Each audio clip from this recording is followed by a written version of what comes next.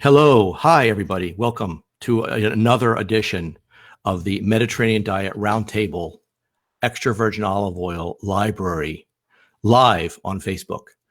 My name is David Newman, and as always, I'm your host. I'm a professional olive oil taster, 15-year extra virgin executive, a consultant, and I have the privilege now to bring to viewers our champions of the Mediterranean Diet Roundtable Library, founded by Daniela Puglielli, based in Boston, and it's a think tank to encourage consumers to embrace the Mediterranean diet lifestyle, and most importantly, extra virgin olive oil, which is the foundational product of the Mediterranean diet. We've had some interesting brands on here in the last few months. Today is a brand that I'm particularly interested in and proud of, that it comes from a faraway place, which is mostly known for bulk. And we're going to talk a lot about that today, because the product that Hella Akrut, who's the owner and joining me today, from 1938 olive oil, which is a Tunisian brand. And she's created with friends of hers on family land in her part of Tunisia. She'll explain to us where. It's very atypical of a lot of the Tunisian oil that we see in the market today. They have done a great job in the country of building an organic platform. But as we know, organic is not a designation of quality. It's an agricultural standard. So a lot of organic olive oil can be seriously defective because they don't have the sprays to protect the very gentle olive fruits. So Hella will explain to us, how they are able to create such a beautiful oil and organic and stable and still create a business in a very crowded category. So welcome today, Hella, from 1938, based in America, but representing your country of Tunisia. And thank you for joining us. Thank you for having me, David. Thank you. It's a pleasure to be here. Tell us a little bit about how 1938 came about. What's the significance of the numbers, and how you decided to build a brand in such a crazy competitive category? Good question. First of all, it was always my dream to have my own business and to bring something that was related to Tunisia, my country of origin, and the US, which is where I grew up. So it was important for me to have a relationship between the two countries. And thinking about the products that were of great importance in Tunisia, one of them was olive oil. And my grandfather made great olive oil. Then I partnered with a friend, a partner, whose grandfather and my grandfather made olive oil together. And my partner, actually, his grandfather created the mill in 1938, and thus the name. It made sense to have a product that was named 1938. It was easy in terms of didn't need the translation between Tunisian and so it sort of made sense, and also it just tied back the history of where it started originally and why, and just the history of it all. Also, that was a tough time. Those were not easy years, 1938. No, definitely, yes. In Tunisia, maybe different, but yeah, I agree. That's true. Nonetheless, it was the creation of the mill at the time, and also the idea was to steer away from the idea that Tunisians didn't have a reputation in terms of olive oil. We think of right away. We think of Italy. We think of Spain, but we never think of Tunisia for a quality olive oil. And that's our mission, is to bring great quality olive oil from Tunisia into the States, just because we have such different varieties. I mean, you never hear of Chemleli and Chitwi in Italy or Spain. They're very yes. So as you know, they're very specific to Tunisia. So we have that, plus it's having the Chitwi and Chemleli olives.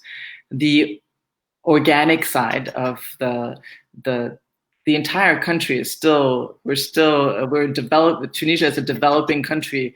And thanks to that, in a way, it's still very organic. And everything, not just olive oil, lots of the fruits that are in season, the vegetable are in season. So it's great to go back. When I go back to Tunisia, I know that I'm whatever I'm tasting is in season and still very organic.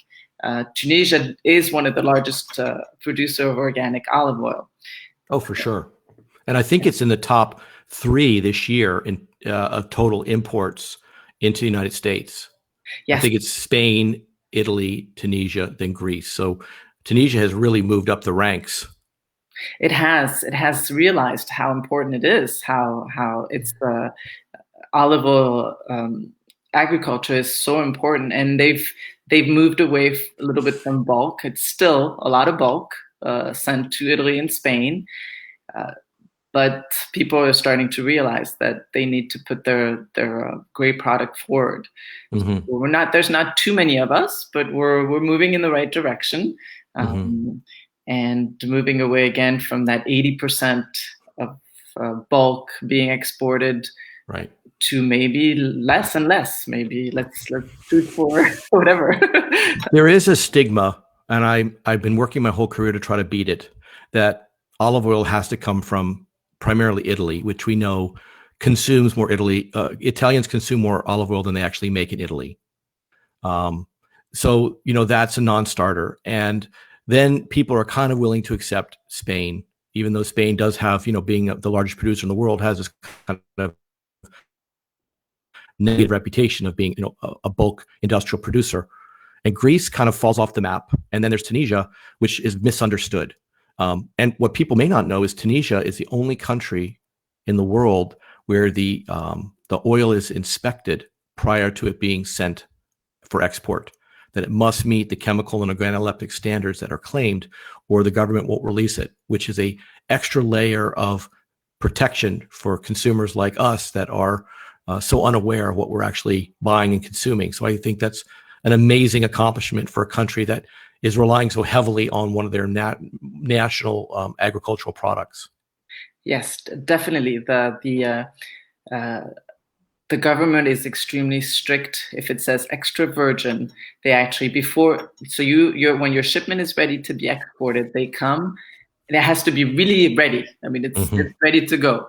They come and they take samples wherever they want from all your merchandise that's about to go, and then they inspect it, and it has to match. It has to be exactly what it says. There's no leeway. There's no excuse. There's no nothing. Right. There's no, and they're extremely strict, which is a guarantee, which I think is a great thing. Well, these oils are amazing, and they come from a specific region that we talked about when you and I were kind of prepping for this, that it's in the northern part of the country. What's specific? Is it climate? Is it the soil? Is it the methodology? What makes that northern region so much different than maybe the rest of the country that's producing a below, like I say, an average extra virgin that I've tried that is just nothing special like these? It's mostly the climate, and like, for example, for the green is just a chitwi, and the chitwi grows mostly in the north of Tunisia. And chitwi is one of the best olives in the world in terms of high polyphenol count. So it's a great olive, but only found in the north of Tunisia. And it's due to indeed the soil and the rain. In the south of Tunisia, it's more dry. So they have great chemleli in the south, but it's true that it's difficult to grow the chitwi in the south. Are these trees?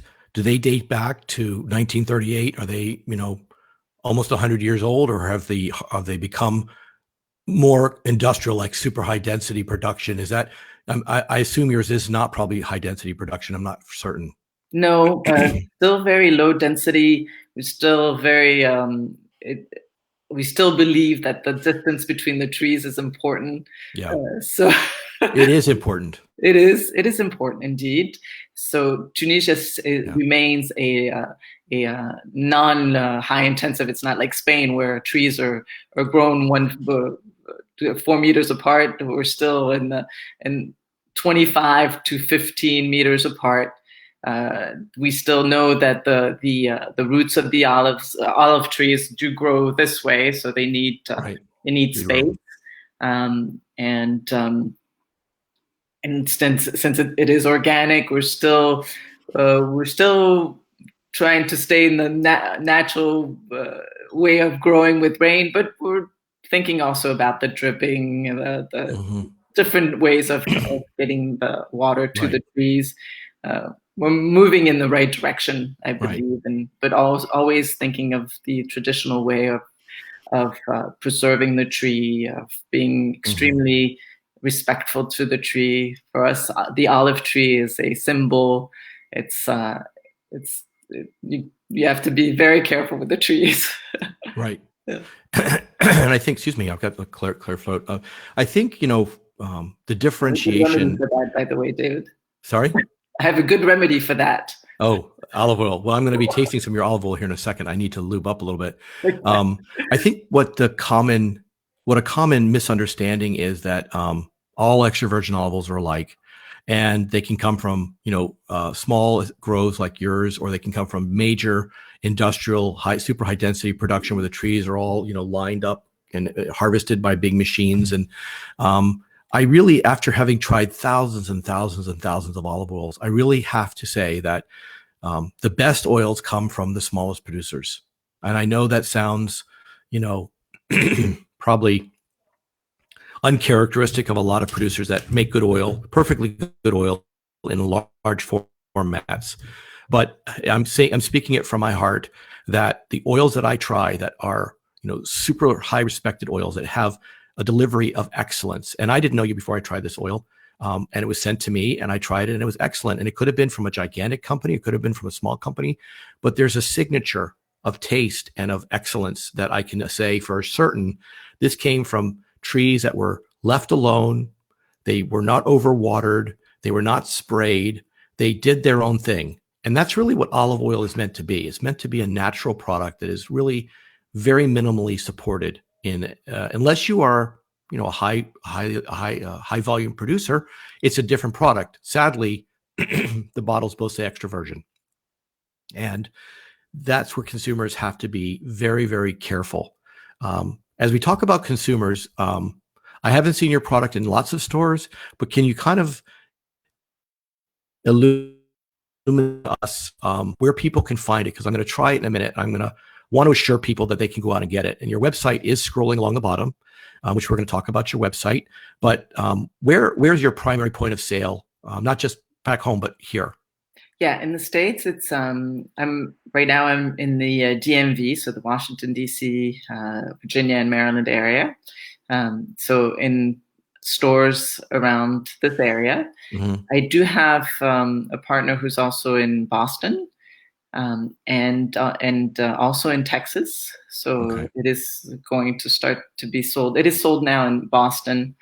And then also in Texas, more in farmers markets. Right. So for now, it's more specialty stores, such as here, the cookery. It used to be called I Love Oil and Vinegar.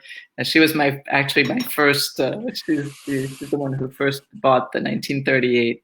She's an expert in olive oils. So I was very honored that she did choose the 1938 as her product in her many other great olive oils.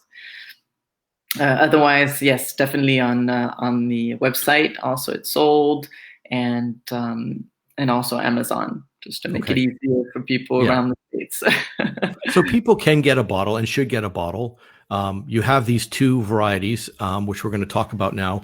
I always, as you know, as my MO, I like to start with the softer of them because I like to escalate my taste. That's our red label, your red label, which is the organic medium density. Yes. Organic medium density extra virgin olive oil. And this is a blend, correct? Yes. And it explains it on the back. But why don't you tell us about that blend? And as always, I'm warming it up in my official blue glass where I can trap all of the aromas. So I'm going to bring it up and tasting it. And if you could talk us through that particular coupage, the two predominant olives of your country, but it's got to be blended in a certain way to create this kind of harmonious smell and mouthfeel. Yes, all the credit goes to my partner Rashid Burisha, who knows exactly how to make great olive oil, and he was able to make the coupage between the Shemleli and the Chitwi. I did give him a profile of what American taste would be expecting, but he did a wonderful job in terms of making it just perfect, flawless. He's an expert in terms of tasting. He's tasted. He's certified taster from Jaén, Spain, and knows exactly how to make an excellent olive oil. And so with the Shemleli, why the Shemleli and Chitwi is because I also had some help from Bill Sander, who also was in the olive oil business, but he with him sort of determined what would be good in the States, and the Shemleli and the Chitwi seemed a great fit because of the softness of from the Shemleli, but then that peppery taste from the Chitwi. It still has a lot of pungency. Yes. And with the red one, you actually get a smooth taste at the front and then a peppery taste in the back. So that's why at the end, the bitter, it's very rare where the bitter is lower than the pungency. It's usually the other way around. It's usually olive oils are very strong in the tongue, and then you get a small kind of delivery of pungency in the back, or they're exactly the same. This is the opposite. It comes into your mouth very delicate, flavorful, and then when you swallow it or retronasal, you feel that pepperiness back in your throat. So it's an interesting difference. And as I've explained to people, the medium intensity should be smelled from right about here below your nose. If it's robust, you want to be down here below your chin.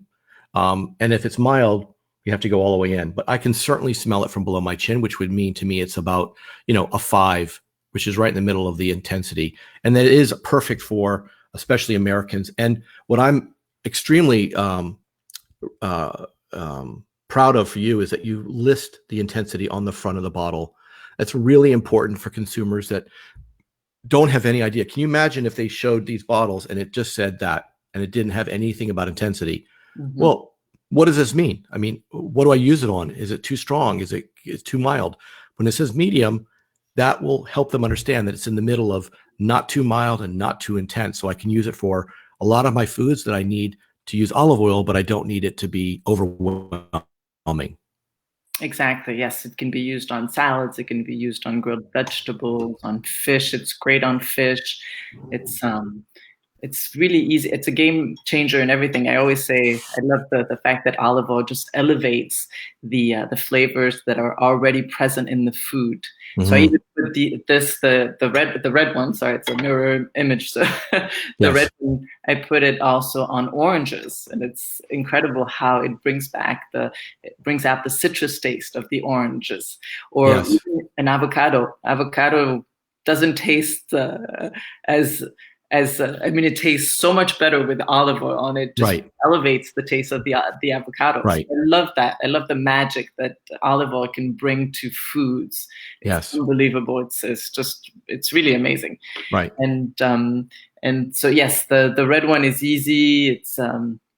It's very fruity, like you said at the start. So it makes it nice to smell. It's just wonderful to smell, and then.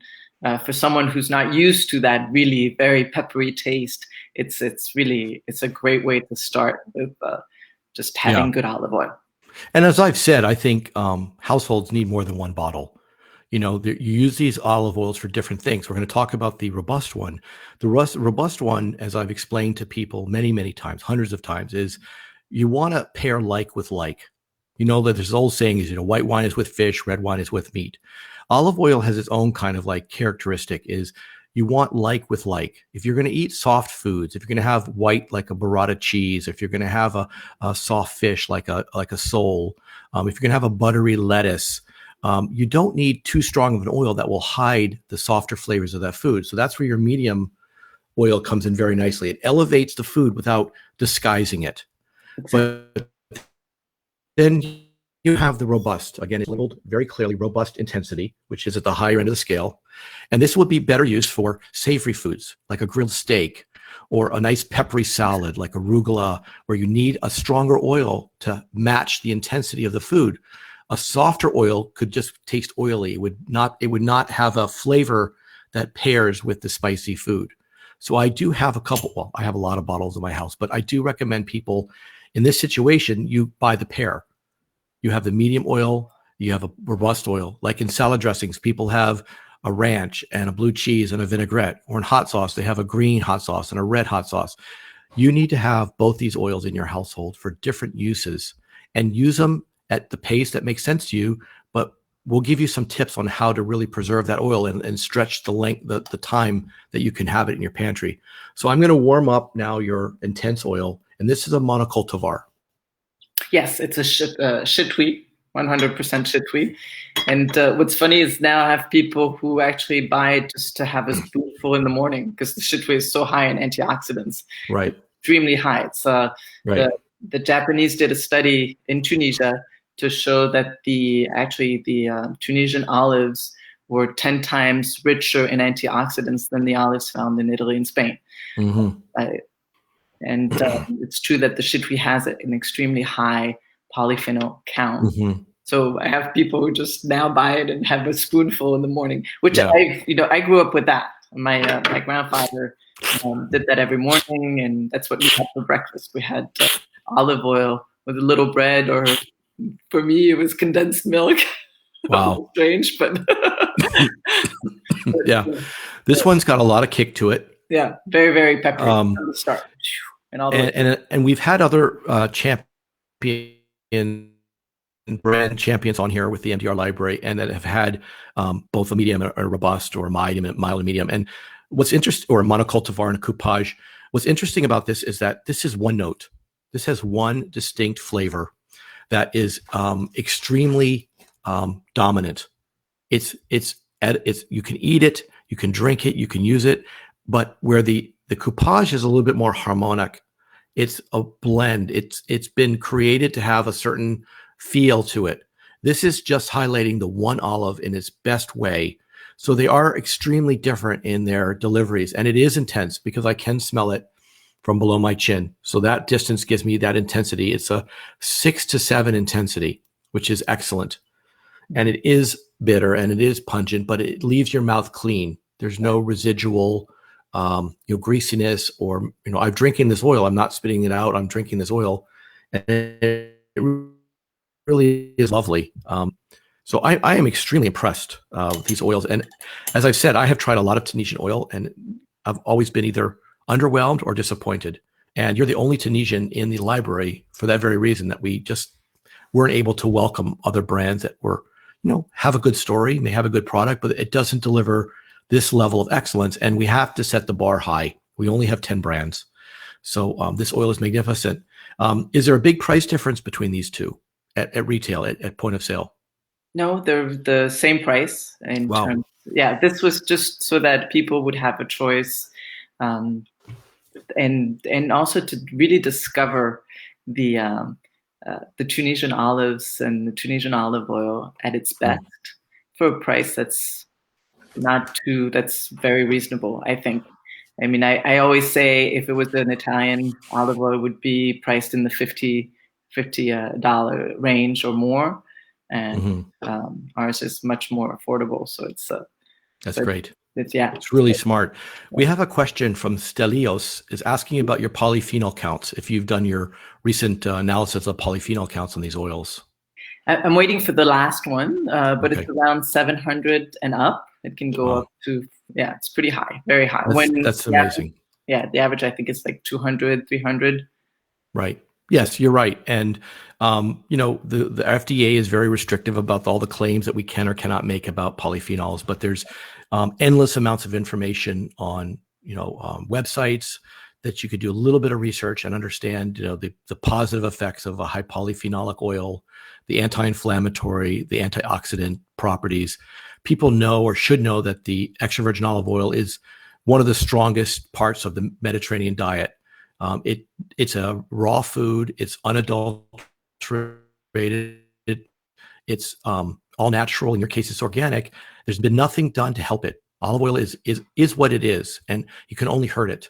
So when you make an excellent product like this that delivers this level of quality, being transported from far away, proper storage with high polyphenols, it means that it started with excellent fruit. It was milled in a very, very serious way, and it's been stored and transported correctly. Those are signatures of quality, and they're undeniable.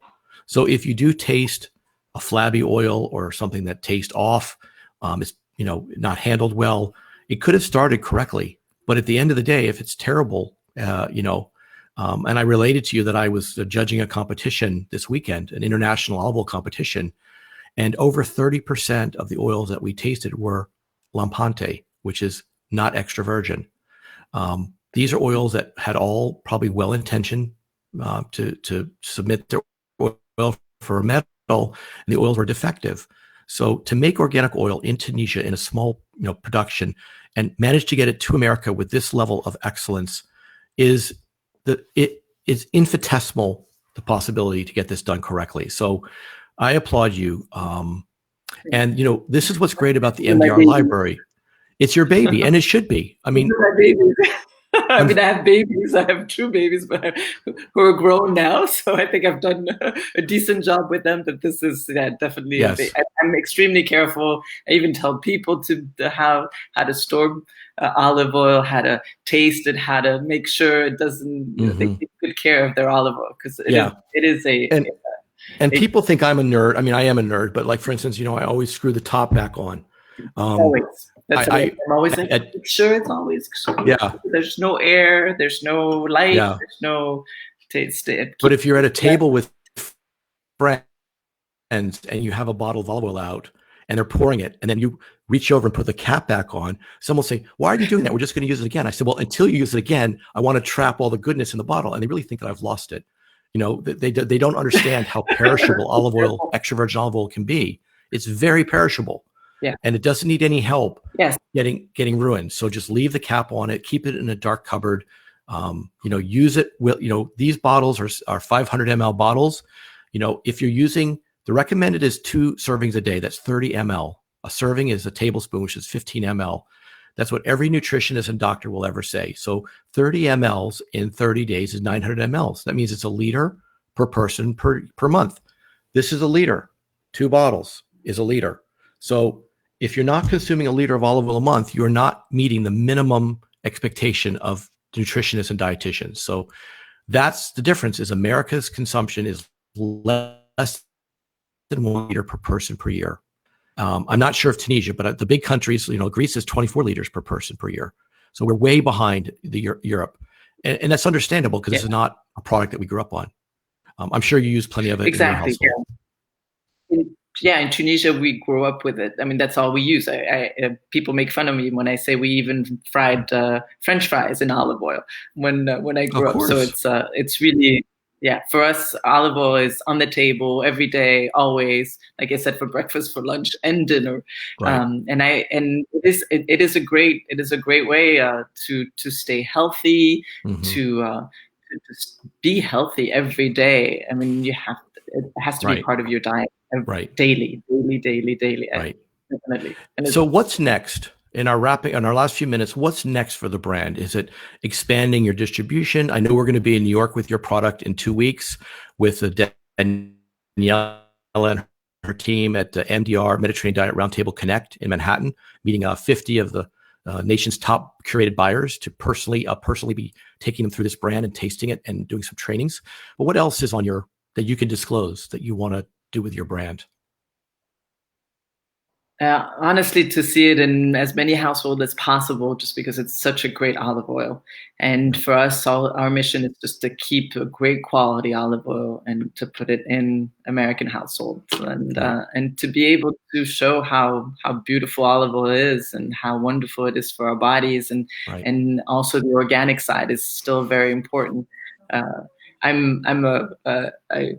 Health and fitness is extremely important in my daily life, and so that's olive oil is part of it.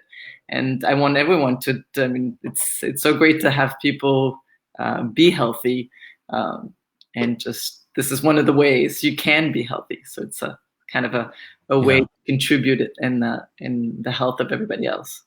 Well, you can tell. I mean, your skin, your hair, your presence, your aura. It always astonishes me as an American to look at Mediterraneans who I adore from all over the basin and just look at the quality of life. They don't have easy lives over there. You're in America, but you still have those roots, and you're almost defying age.